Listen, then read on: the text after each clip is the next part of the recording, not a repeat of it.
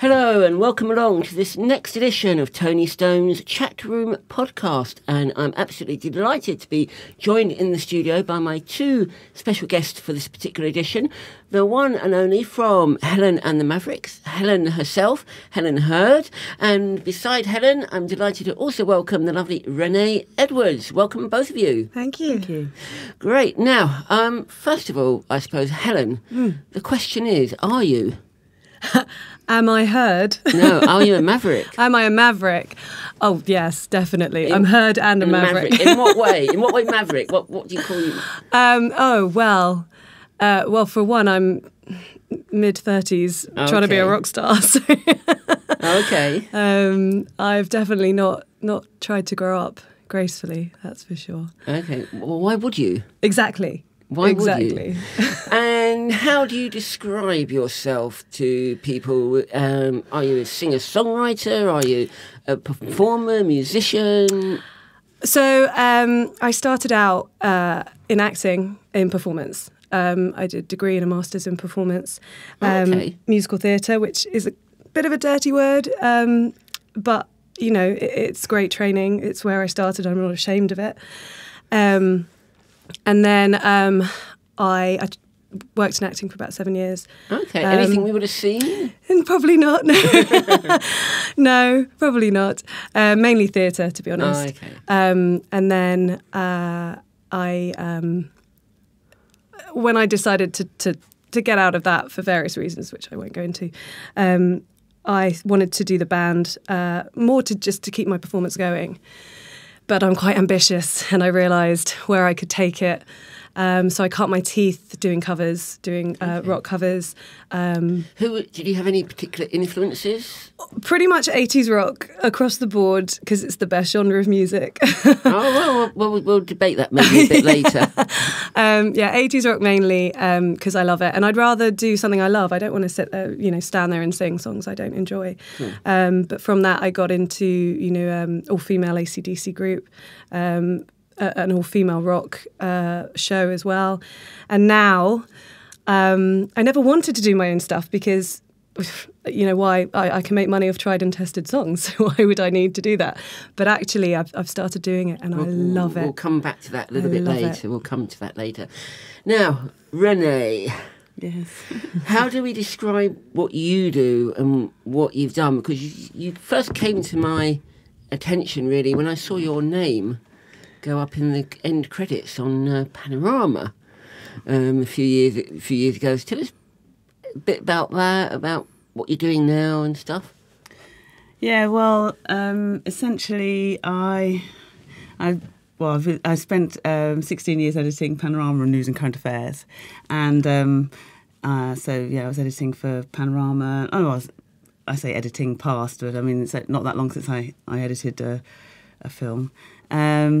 And so, Panorama, Dispatches, Unreported World, all those kind of things. So quite, big topics and very current topics. Was there any particular story that you edited that's kind of stuck in your mind over the years? Yeah, lots. Many of them. They all sort of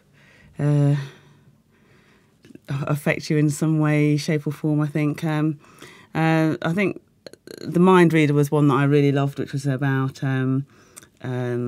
several young men who had brain injuries and a professor who had worked out a way of them being able to communicate with the outside world to find out whether they could actually hear and see, and he worked out a way of doing a test put under an MRI scan and asked them to visualise certain things, and then he could tell whether they were saying yes or no. Wow. So that was just really moving and really progressive. And and the Dewani story, about the Shreen Dewani's the murder of his wife, that was a really interesting period. We made 2 films about that story, and many films with absolutely brilliant journalists and brilliant producers. Anyway, so before that, I'd gone to film school and worked on various different kinds of films, all different kinds of films actually, and then I took a News and Current Affairs job and kind of stayed with it, and then during that same period of time, I sort of started to think, oh, when am I going to do this directing? Because I always wanted to direct, and I started making a film about New Orleans musicians post Hurricane Katrina, and what had happened to them, and also a clinic called the New Orleans Musicians Clinic, which gives the musicians access to healthcare. So it's a fantastic organisation, and so I changed to that because I've got family in New Orleans, and they were affected by it, and sort of grew from there. I remember being in New Orleans, not post Katrina, but post the previous hurricane. There was a Rita and obviously there were lots, but there was a major one that caused quite. There was Allison, and there was how long ago? About maybe 5, 6, 7 years before Katrina. Oh, okay. And I remember being in. It was Allison, maybe. Caroline, or I'm not up on my. No, I don't throw some female names to help one of them be right. Yeah, and even then it was quite, quite whoa, but to see Katrina and what that did, I mean, that was a whole nother level. I find it fascinating though, the whole music thing, because I'm really fascinated by music therapy. It's something that I would like, if I had more time in my life, to study. But I watched Scream for Me Sarajevo recently. I've seen that. And it's just amazing how music comes out of something so awful. And I find it fascinating, and it makes me, I get very passionate about it, because music is therapy, and it is something we need desperately in our lives. So I agree. In a small way, I used to do hospital radio, and that kind of is in that area. Yeah, of course. And you go around the wards and you chat to the patients, their eyes would light up, and something simple, saying, would you like a song on the radio? Yes. And well, there's that Alive Inside documentary as well about dementia and curing or treating dementia with music. It's just fascinating. Really fascinating. So that is an area that you would like to go down more? I'd love to, yeah. But I've looked into it. It's quite expensive, and it's about 7 years training. Whether I will or not, but, maybe. But I do find it fascinating. Absolutely fascinating. Now, let's go back to you a little bit. With the singing career, performing career that you've had over the last few years, have you noticed any real changes in the music scene, in how music has grown or developed? Or well, I've come into it off the back of the whole internet. I mean, that all happened while I was at university. I'm showing my age, aren't I? Gosh, I mean, obviously it was way before I went to uni, but it's really it's grown so much. I still buy CDs. I will listen to a song on Spotify, or an album on Spotify, and if I like it enough, in fact, I was talking to someone about this the other day. If I like it enough, I will then buy it on CD, and if I like it an awful lot, I will buy it on vinyl. So I go backwards with the evolution of music. Actually, really, what do you buy CDs, vinyl these days? Well, yeah, these days I actually started downloading more, but very recently. I'll still buy CDs. I haven't bought a CD for a while, I must say. And then I've still got all my old vinyls, and in fact, we're doing for the film, which is called One Note at a Time, that I made about the New Orleans musicians. We're actually doing a soundtrack to that at the moment, and there's been a debate about what to do that on. And I just love the fact that you can do that kind of music. Put it on vinyl. In fact, vinyl is kind of making a comeback, and it is more sales year on year than CDs. Sounds great. I think like 24% up on the previous year's sale figures. And it was all about the artwork, and I just like, I've got a wall of CDs, and I just like looking at, I mean, I own more digitally, but I sit on my iPod and I sit there going, it's overwhelming. I go on Spotify and I don't know what I want to listen to, but if I can look and see what I've got, then I can work out, actually, I really want to listen to that. I should introduce you to a friend of mine, Earl Oaken, who's actually been on this very podcast. He has in his home, and he won't mind me saying this because he shows off about it, he has 10,078 records in his home in Notting Hill. See, it's art. It looks amazing. It's art, and it's amazing. And in fact, cylinders before the record player that you'd wind up, and he's got three. I'm not he's got three of those wind up cylinders and stuff. And so he will agree with you completely. I mean, Do you think that music and the film world, how they've developed over the years, there's been similarities, or do you think that they have gone different? Because now, of course, with movies and syncing, of course, you know about syncing, where you get songs on feature films, TV adverts. So there's kind of becoming a crossover. Well, the music industry's have to go somewhere else. I mean, they have to make their money in other ways than selling albums. So there's got to be a way of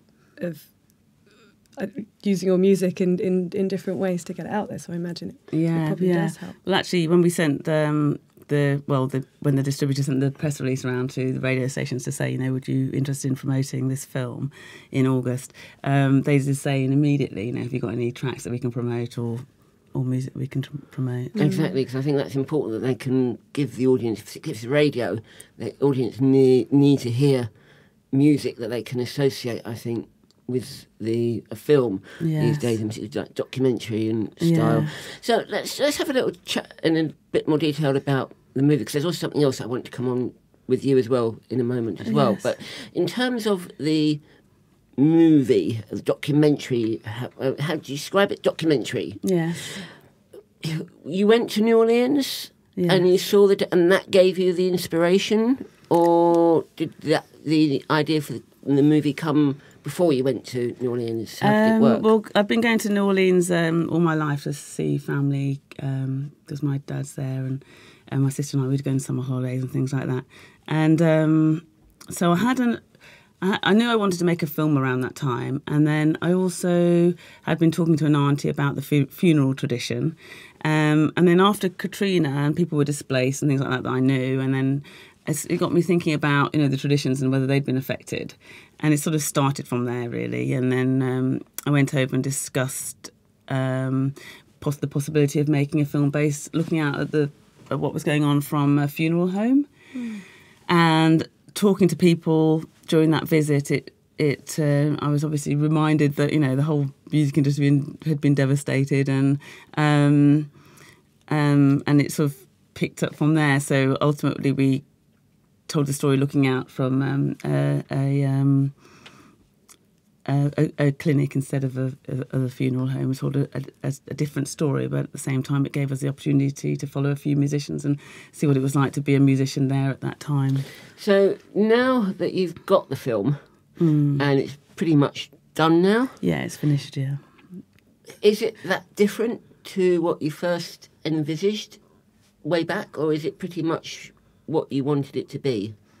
I think with documentaries, they tend to have their own life. Things change along as you're filming, especially because we filmed over 4 years. So sort of going when we could. So but I'd say the essence of the film probably did stay the same. I think it. It's difficult to describe. With documentary, I think you have a premise, and then you just have to see what happens, and make sure you've got a whole film, a beginning, a middle, and an end. By the time you stop filming, and that's what I did. Now, earlier on, Helen, you were talking about that you've recently come into songwriting. Yeah. Kind of similar question to you. When you first have a concept of a song, do you get the melody first? Do you get the lyrics first, or can it vary? It can vary. I work collaboratively at the moment because I don't really play an instrument. A little bit of piano, I can tinker. But I do need to rely on other people. And the way I've been writing with Barry Fitzgibbon, who's my top maverick, we work two ways. I'll either send him a voice note of lyric, which is generally come from a concept. So I'll know what I want to write about, or I'll have a lyric or something, and I'll develop that and then bring a melody into it. And then he'll get a dodgy voice note that I'll record on my phone and send to him and go, I want this to sound like, I don't know, I don't want to say too many bands, but I'll give him a guideline, and then he'll take that guideline and then write something completely different. No, but he's brilliant, and he'll come back with some amazing music, and we'll then adapt it and make it fit. But then the other way is that he'll have an idea on guitar and he'll send it to me, and I'll work with that and say, okay, yeah, well, let's go here or let's go there. And so it works both ways.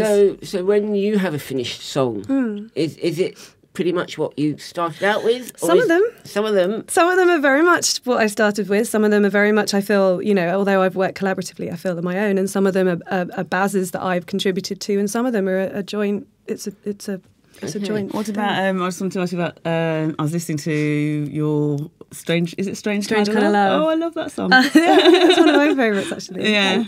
Listened to that this morning. Yeah. Sort of thought, that's just lovely. Yeah, that one was. How did that one start? I think that started with me and a melody, and then Baz took it and took it somewhere else. Actually, took it to a different field, but I loved it. And then we rolled with it. We write. Actually, we rarely write in a room together. It's a bit slow at the moment, but he lives quite far away from me, so it's at the moment all done via email, which is maybe not the most efficient process, but it's nice because we have time to develop and sit and think about things. I know people, Richard Niles, Dr. Richard Niles, that we both know, he would write with somebody in Seoul via Skype. Yeah.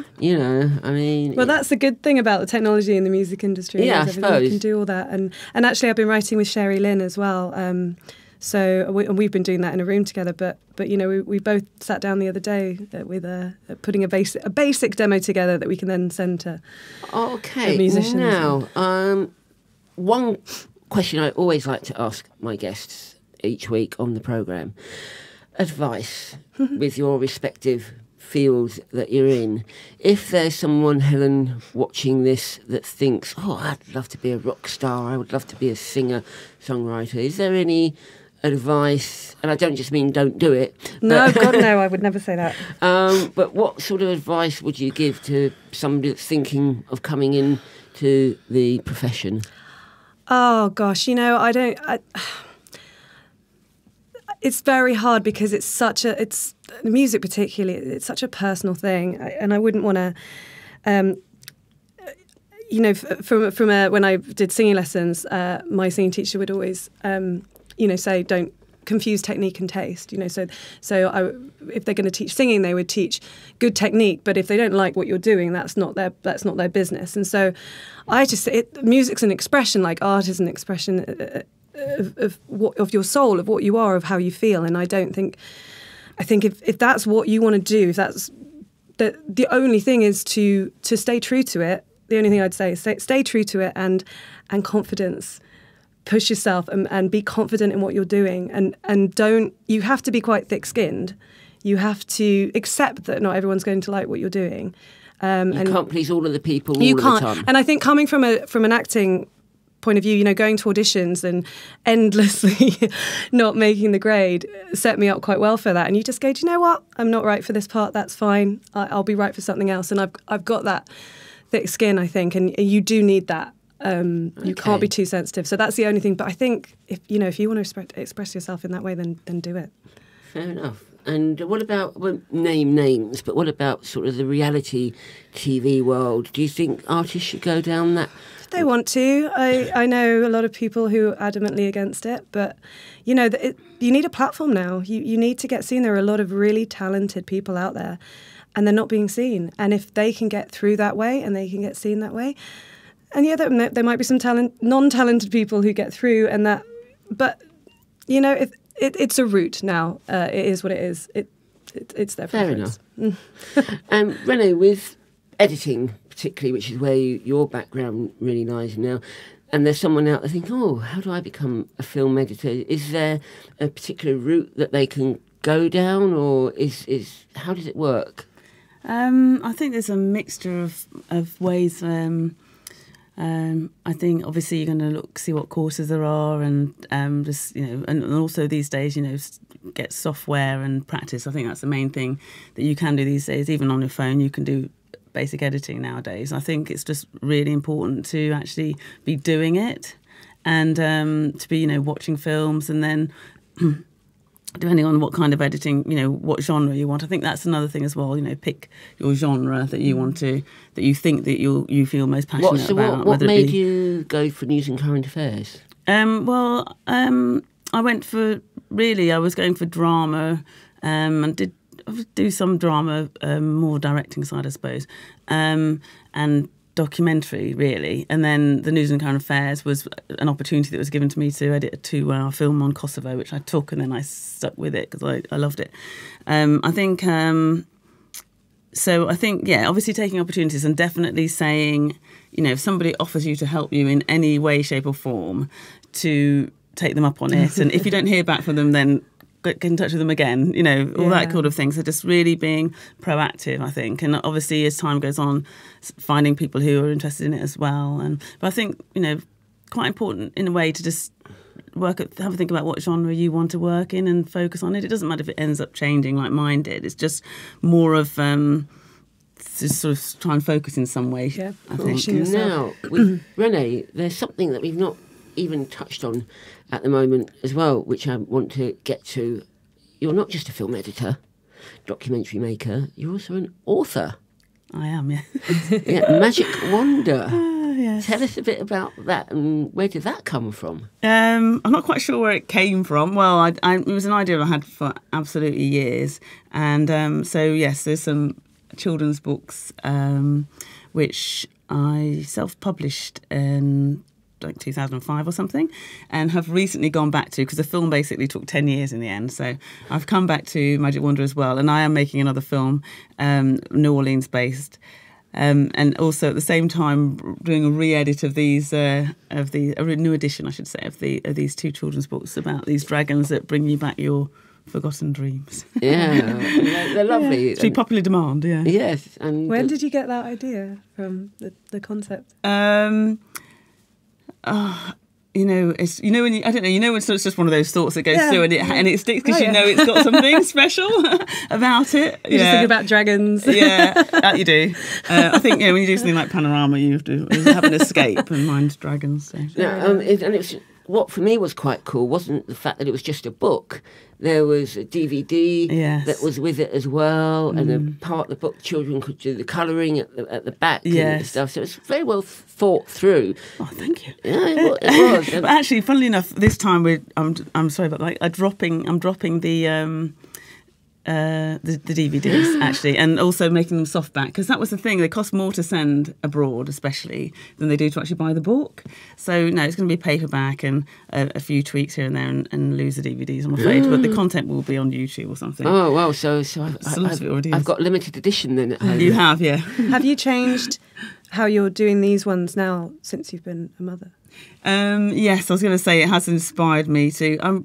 I think that's probably one of the things that's made me want to do it again. Right. Because my daughter, she does love them. And I think, but I haven't, I would say that's the main thing that's just made me want to do it again. Thanks. For her. Excellent. And still going to be called Magic Wonder? Yes, actually they're Mini Magic Wonder. Mini Magic Wonder? Yeah, because there is a Magic Wonder for older children coming too later. Oh, wow. Yeah. Well, when I say 6, 7, 8. Can you give us a rough time scale of when this might be happening? Magic Wonder the Dragon.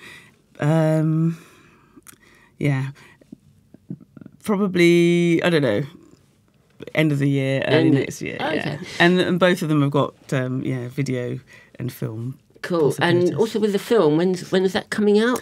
Film's coming out on the 24th of August. One note at a time. One note at a time, and the album as well. And the album. And where's the best place for anybody that wants to go and check out the film or the book? I think at the moment I would suggest keeping an eye on the Facebook page, or we've got Twitter and Instagram, One Note Film, and the website is onenoteatatime.com.